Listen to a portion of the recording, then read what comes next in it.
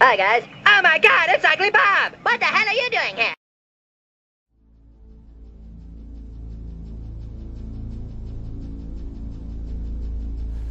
For number 10, we have Luca's Napalm Tech and Chrono Trigger. According to the manual, this bomb defeats her enemies. I'm not sure that this is even a spell taught by Specchio, as all the signs of Miss Ashtare's scientific meddling solely for the sake of doing good.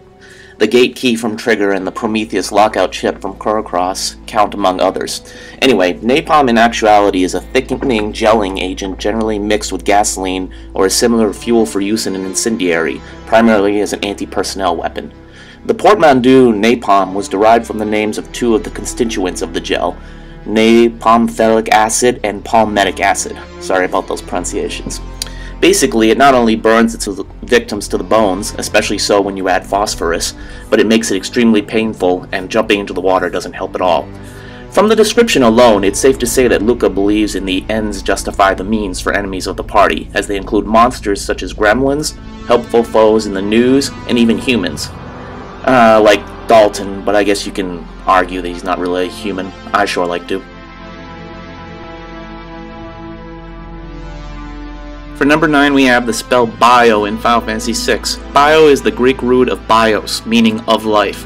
So why does the spell bio in the superlative Final Fantasy VI poison enemies? If the goal was to not mislead the audience and actually hurt the enemy, shouldn't it be plaguify or atrophy or wither or such like?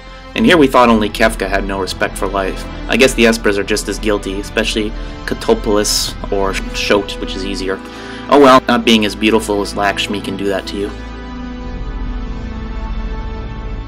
Various coffee drinks in Mario & Luigi's Superstar Saga. Different blends give you different status boosts. Coffee is pretty darn good, and I know because it's helping me write this list right now. Dark roast is the best. So you may ask, why single out these beverages in the overly silly Superstar Saga? Simple. Whereas in most games coffee doesn't do more than heal you a bit, it actually gives you status boosts in this game. With names like Hulumbian, Chocchino, and Teehee Espresso, I think we definitely see the humor in a foreign land's caffeinated beverages, but it's quite a leap to believe that it could really enhance the power of a mustache, like one of them does. Everyone knows you need Heineken to actually do that. Healing items in the Resident Evil series. While it is well known that many plants and herbs have medicinal properties if crushed with a pestle or made into a liquid, their use in the series, originally known as Biohazard, is quite curious. First of all, Chris and Jill, the game's protagonists, find these plants in completely random areas, with only occasional gardens or greenhouses to account for their presence. Next is the matter of how they manage to gain access to their healing properties, as we can accept that the herb was created for this purpose. The game mentions that Umbrella, a pharmaceutical company, bred them for such a purpose, especially in Resident Evil 2. Anyway, Chris isn't enhanced enough to crush them with his bare hands, but I can accept that Jill is stacked enough to crush them with her assets. Hey, that's pretty hot. Then there is the matter of first aid sprays. Aerosolized medicine does exist to provide instant relief. Bactine and Tenactin are examples, but I seriously doubt there are powerful enough sprays to heal the swipes from a hunter's claws. Perhaps the spray actually contains the herbal essence of the green herb, and our heroes simply get high, to the point that they think they are healed. Sweet Mary Jane is a heck of a drug.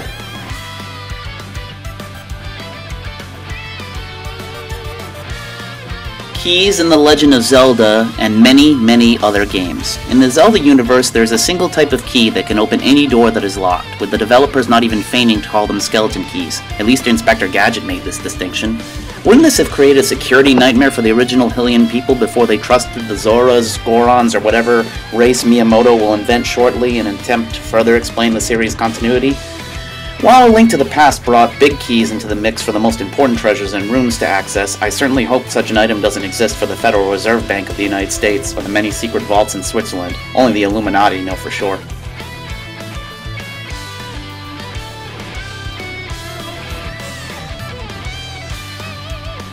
Ethers, tinctures, and other MP restoring items in RPGs such as Final Fantasy VI. How and why exactly are items such as these able to restore magical power? Wouldn't circumstantially magical properties of an item designed to restore magical abilities be redundant? Tinctures are medicines dissolved in alcohol, so do the heroes only believe they can cast magic because they are drunk?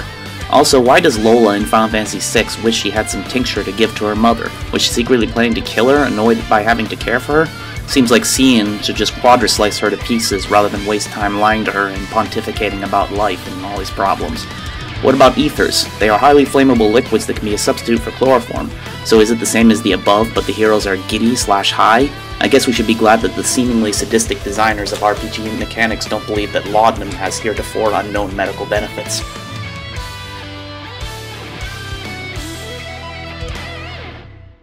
Vegetables in Super Mario Bros. 2. Yes, we all hate vegetables, but I don't think anyone can claim that they are not healthy in real life. They may taste bad at times, but certainly won't kill you as they do in Subcon. Even broccoli with Cheese Whiz regularly will probably break to even. Quick, there aren't any vegetable origin members who are trying to spread the horrible and deadly truth about vegetables, are there? Yes, that was both a creationism and a Stargate SG-1 joke. Sue me.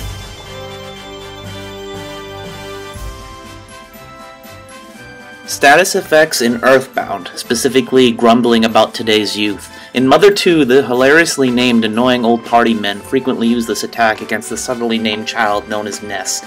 It must be exhausting, sure, but it definitely doesn't hurt you. Well, physically at least. I wonder what they are shouting at our heroes about anyway. Stories about onions on their belts being the style of the time? 19-dickety-2? Hearts in Simon's Quest. In the rather morbid sequel to Castlevania, Simon Belmont has to work to overcome a curse placed on him upon Count Dracula's death. While he is in no doubt a morbid frame of mind, this doesn't forgive his wanton and flagrant collection of his enemies' hearts for the purposes of currency use. These muscles required for life serve many purposes: pumping blood, regulating blood flow, helping to maintain a disease-free system, and so on. However, I don't think anyone in a modern culture will consider them as an acceptable form of currency. They might have some use for sacrificial or research purposes, but I still maintain that people would wonder just how Mr. Belmont got quite so many.